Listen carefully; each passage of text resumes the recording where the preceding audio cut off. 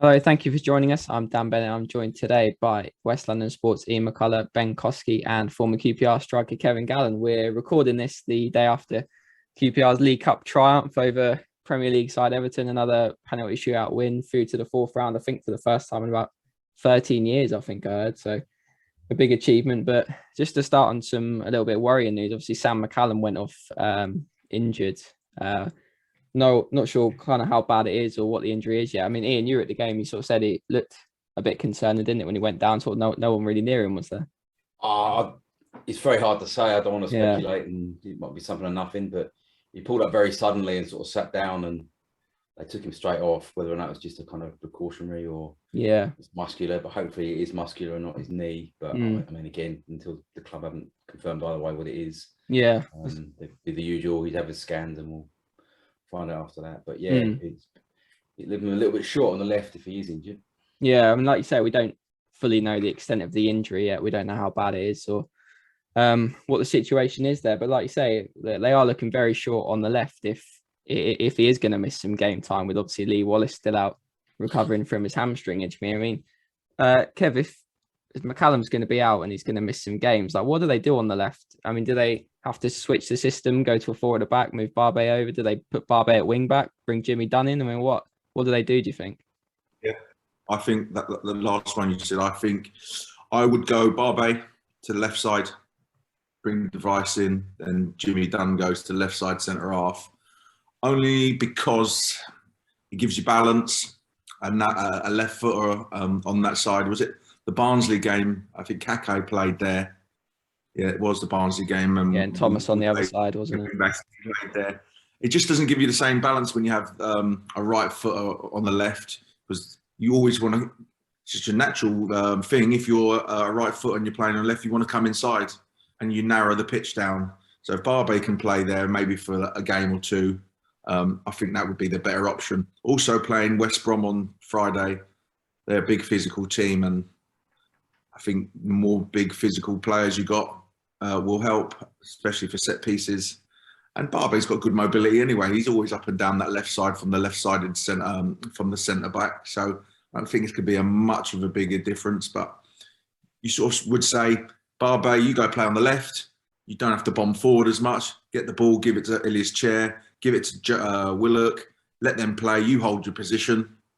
And maybe on the right-hand side, whoever visit Moses, playing right wing back, or Albert Adoma, I'm going to give you more license to get forward and do that. I've played in teams where that's happened before. So I would go with the Barbe for the balance on the left-hand side, me personally. Yeah, it'll be a shame for McCallum if he does have to miss some game time, because he's done well recently. He's obviously scored a couple of goals, scored against Bristol City. Very attacking player, obviously not afraid to get in the box. So I think they will miss that if he's not there. And like I say, especially with Wallace out. Ben, do you kind of agree with what Kev said? Would that be the best situation for them to go with if McCallum can't make the game? Yeah, I think Barbe would be the obvious option to go on that side. I might be wrong. I think he may have played that role for Brentford once or twice as well.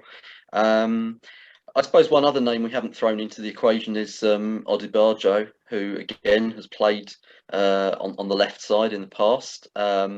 You would then have the problem that Kev mentioned, that he's a natural right footer, so you are then kind of cutting down your options. I suppose really it all hinges on how, as we've said, how long McCallum might be out for, if he's out at all. And if you're looking at maybe 2 or 3 games, then you look at that short-term solution. And if it's something longer, then that's obviously more of a concern. But yeah, looking within the squad, I think you'd weigh up all the options, and you'd say Barbe to go out there on the left side is probably the best one. Not least because I think Jimmy Dunn, I thought, was one of the better performers last night, and probably deserves a chance to start in the league as well. So yeah, I think I would say Barbe's the man, and again, amazing if you think back a year that we're talking like that, because a year ago he was one of those players that was floundering somewhat. And what a year he's had since then, that he's now one of the first names on the team sheet, and someone you would rely on to do your job, playing perhaps out of position. So yeah, I would go with Barbet if there has to be a change. Yeah, absolutely. He's been so consistent now for a long time. I'm not really sure that gets spoken about enough, really. You know, he's played so many games, Barbet, and he was making a few mistakes, like you said, at one point, but he seems to have kind of cut those out now, and he's playing really well. Yeah, I would like to see Barbet, if McCallum's going to be out, go to that left wing back position. Obviously, natural left footer. He's not really slow, so he can operate in that position. He's got a lot of on the ball ability with his passing as well, so I think he could do that job well. But I could see him moving like Odebajo or Kakai over to the left. What are you thinking? Could you see him potentially doing that? I think that is the sort of thing Mark Warburton might look at doing. He won't put Kakai back there. I mean, that not after Bristol did about 27 minutes against Barnsley, didn't it? So, Barnsley, yeah. I think I agree with what the boys have said already. I put Barbet there as well. In many ways, he played there in almost like an auxiliary wing back last year when Nico Hammerlinen was in the side.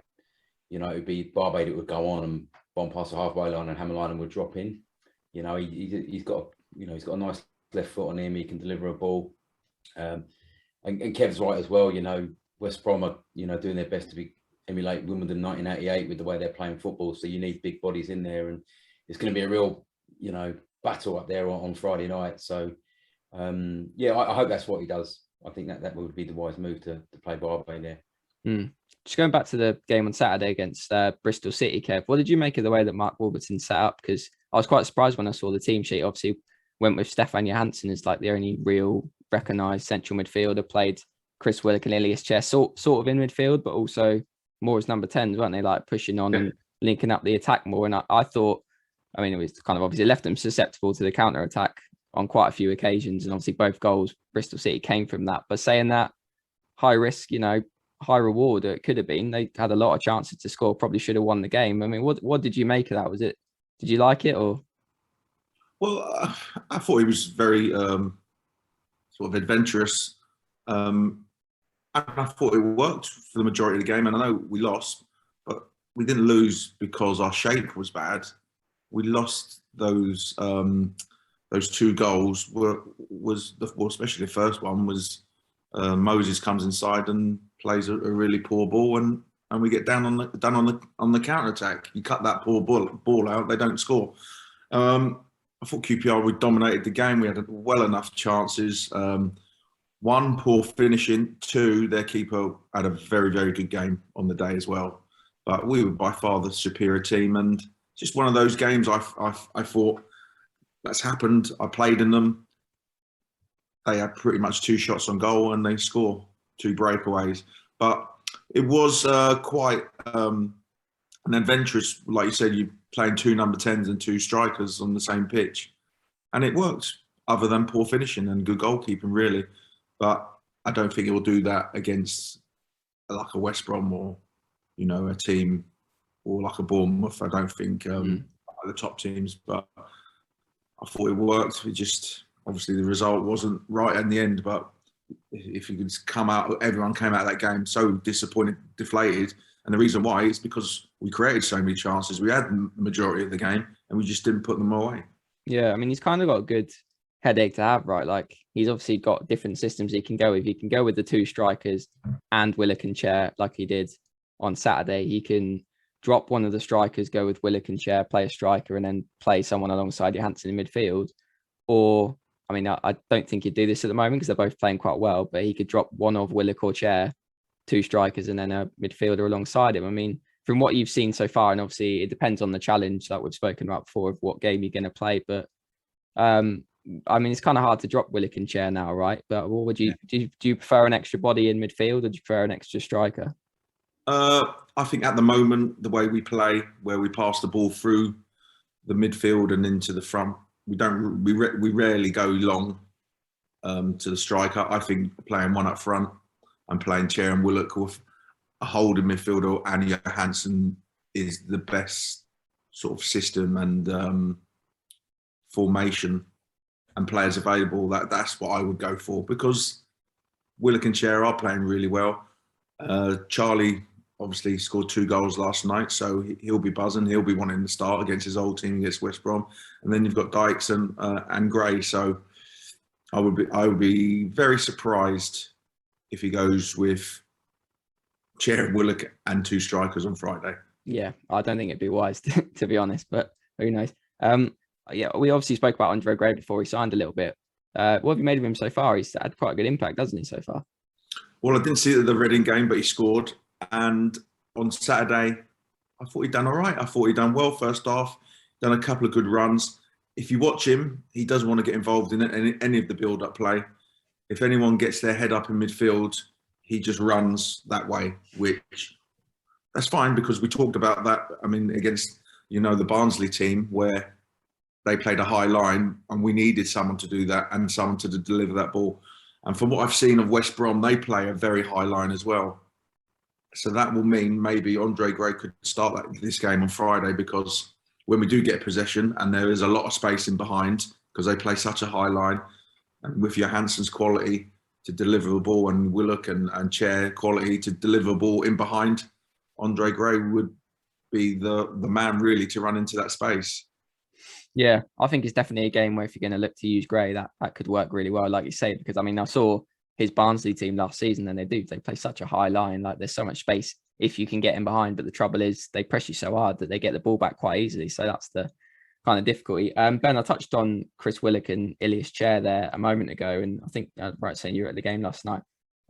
Both put in really good performances. I mean, we kind of expected Chair to maybe push on from last year, but the improvement we've seen in Chris Willock this season has been excellent, hasn't it? I mean, just talk a bit about how well those two guys are doing. I mean, we may have said this before, but Willock sort of strikes me as someone who sometimes doesn't realise the ability he's got.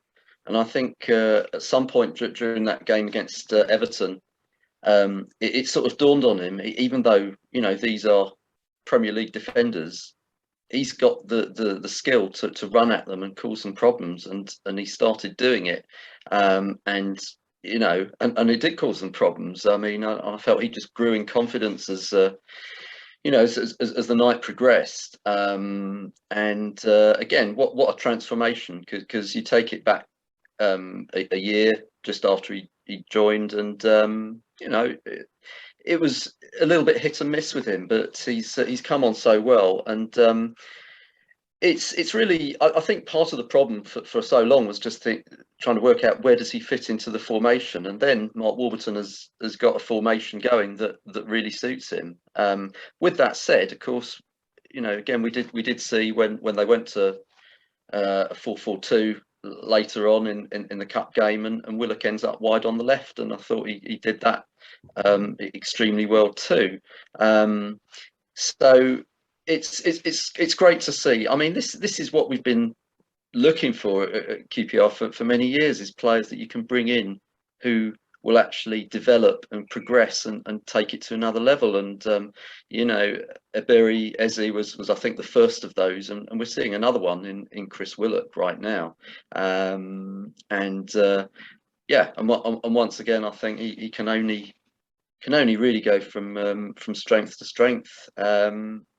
Certainly with him and Chair, I think there's been that question of how well they play together. Are they going to get in each other's way at times, because they're basically playing the same role? But I think we've seen they've got a good understanding going, and it's great to see that. I mean, with regard to the West Brom game, I have to say, and you're right, of course, Charlie Austin will be absolutely, he's scored 2 goals. He'll want to start against his old club.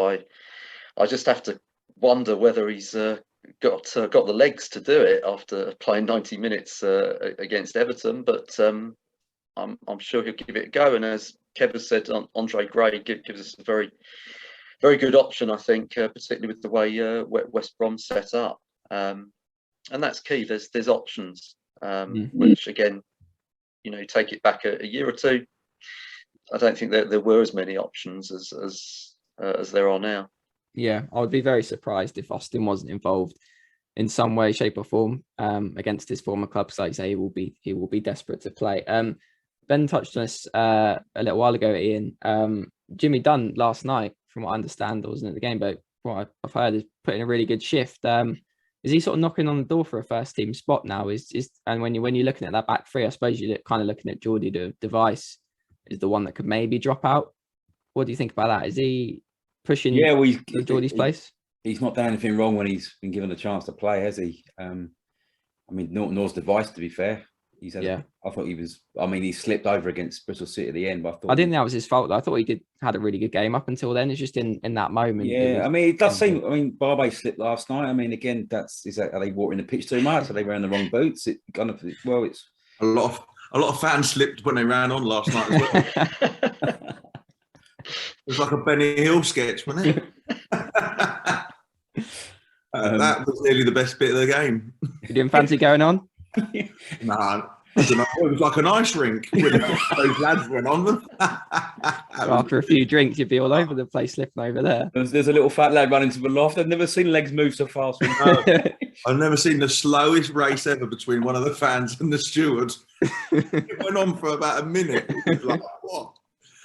Oh, but Dan, I mean, as we touched on already with McCallum's injury, then it might be a good time just to get him into the side on Friday. I mean, he's going to have a lot of confidence in scoring that winning penalty. And then, I asked the question: when did centre half start taking great penalties? Where's this come from?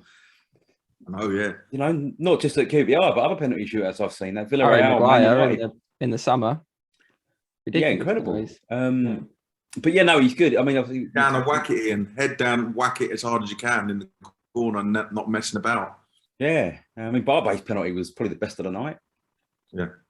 But back to saying about Jimmy Dunn, he's not done much wrong, has he? And if McCallum has got an injury, it's a good excuse to kind of get him in the side, and his physical presence and height, will come in handy against West Brom. But I mean, he can play as well. He's good on the deck. He doesn't look out of place. I think to play in this team, you've got to be, a pretty competent footballer. When they knock it around and ping it. But just touching back onto Chris Willock, I thought Andre Dizel did quite well last night. I wasn't watching. I was in the upper loft last night. I wasn't working, so you see, a game from a different vantage point there. But I thought he did. I thought he did all right. I don't know what you thought, Kev. Is he one that potentially could be where Willock is now next season? I think he's a completely different player to Willock, obviously.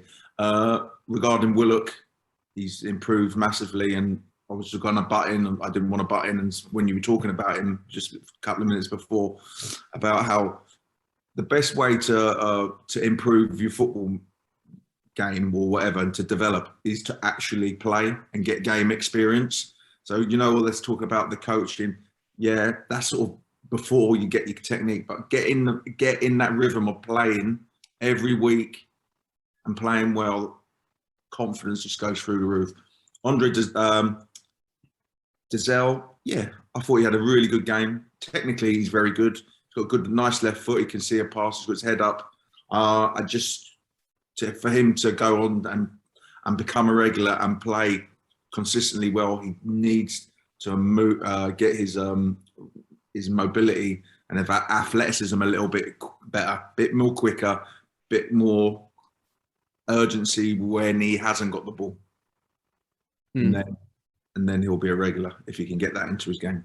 Yeah, I like what I've seen from Dizel so far, to be fair. He looks really tidy on the ball when he gets it. He's not lacking any confidence, certainly. Obviously, he had that tough game at Barnsley, didn't he, where he was him and George Thomas had to come off after half an hour, and he did struggle a little bit, gave the ball away a couple of times, and they could have had a few more goals in the first half. So I think that kind of set him back a little bit, but he looks like he could be a good player and could develop certainly for QPR.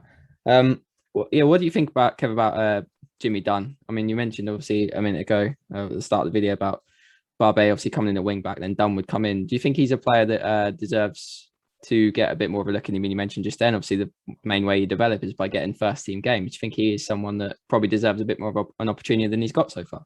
I think I've seen him twice now. We came on against Barnsley, played very well, didn't look out of place, didn't put a foot out of place. Last night against a Premiership team, came in, played really well, scored a good, nice penalty, didn't do anything wrong. But neither has the other centre halves. So, as Ian says, Geordie Device, I think Barbe sort of got that left side centre half for himself because of not only has he played well, and he's been consistent and he's been fit, and that's like credit to him to be available to play the whole, every game. And his left foot gives you good balance. Rob Dickey's played really well as well. He's not really going to get dropped. So the only way he's going to sort of squeeze into that team is a sort of a battle between him and Geordie. Now, Geordie's got the shirt, it seems, but I would say Jimmy Dunn is knocking on the door very hard at the moment, because if Geordie does put in a few bad performances, I think Jimmy Dunn will go in, and then he's got to take his chance and play well and keep in the team, and that's how it sort of works. But I think Mark Wardman's got, like we say, very good options, and he's got sort of big decisions to make, because Jimmy Dunn is knocking on the door, and he probably is saying, I want to play. I didn't leave Burnley to not play. So that's what I would imagine him saying. And Mark Wardman would say, look, be patient. When you get your chance, you'll get a chance. You got to get take it with both hands. And his performances from last night against Barnsley says to me that he's well capable of taking his chance. And I think there's going to be injuries, especially, obviously we mentioned that Jordy Device is the one whose shirt he's probably most likely to take, and he has struggled with injuries a lot over the last couple of years. So I'd be very surprised if an opportunity didn't come about through an injury anyway. And then obviously he's got his chance. If he can put in good performances, he's then got the shirt, hasn't he? So I think that probably will happen. All right, we'll move on to our prediction then for West Brom, a Friday night game. As we say, going to be a tough game. They do play a certain style of football. They're, I think, third at the moment. Don't think they've lost a game this season yet. Kev, I mean, what do you think about this one? Or what do you think score will be? This is a very tough game, and it's tough because, one, we've just come off a really good performance and everyone's on a high from last night. And knowing QPR over the years, what happens when that, you know what I mean? Everyone's, let's go back to the Man United, and then we went to Southampton the next game and lost. It was like deflation. Hopefully, we're not that sort of team. It's going to be really tough. They're not in the cup this week, so they've had a week, 3 more days to prepare. It's going to be tough, but I'm going to go positive. I'm going to go 1-1. That's me being very positive. I think it's going to be a very tough game. You know, I had 1-1 in my head as well, so I'll say that now. That is, my prediction. I think, like I said, I think it's going to be tough with QPR having the cup game on Tuesday to then, and he touched on it, Mark Warburton, in his press conference after Bristol City, saying how difficult it's going to be to play Saturday, Tuesday, Friday. I mean, that is so tough, especially to go all the way there and play a team the quality of West Brom. Ian, what do you think about this one? It's going to be a really hard game up there. Rangers don't have a great record at the Hawthorns. It's a short week. I will say though that he's under a bit of pressure there, manager. The natives are a bit restless up there. Really? No, they're not enamoured really with the style of football they're playing. I didn't expect them to be enamoured with it. I don't think they've lost a game yet though. So that's I think they've drawn the last 3 though. They drew with Derby last week. Yeah, you're right. Yeah, they are. I mean, they have got some good players. The former Barnsley player in midfield, Alex Mowat, he's a good player. In that Barnsley team that beat Rangers 3-1 last year, he was kind of like he dominated the game really. He was the best player on the park. So they've got good players. Jordan Hugel's up front. You know about him. He's a decent centre forward. It's Darnell Furlong. And his long throws. It's going to be a tough game. It is. That said, Rangers do, apart from that Barnsley game last year, Rangers have stepped up quite well against sort of physical, strong sides. They've got a good record against Millwall in recent years. Cardiff, they've done quite well against. So I think buoyed by what happened the other day, I'm going to go for a sneaky 1-0 win to Rangers. Hello. Yeah. What do you think, Ben? You've not left me a lot of room for manoeuvre here, but I'm also going to go positive, and I think, although as Kev said, we've seen enough of QPR over the years where a great result in a cup game is followed by a poor result next time out. But I actually think, for me, the cup result, it just underlines one of my hobby horses, why you should always take cup games seriously, because it can give everyone a lift. and because it can feed into your league form.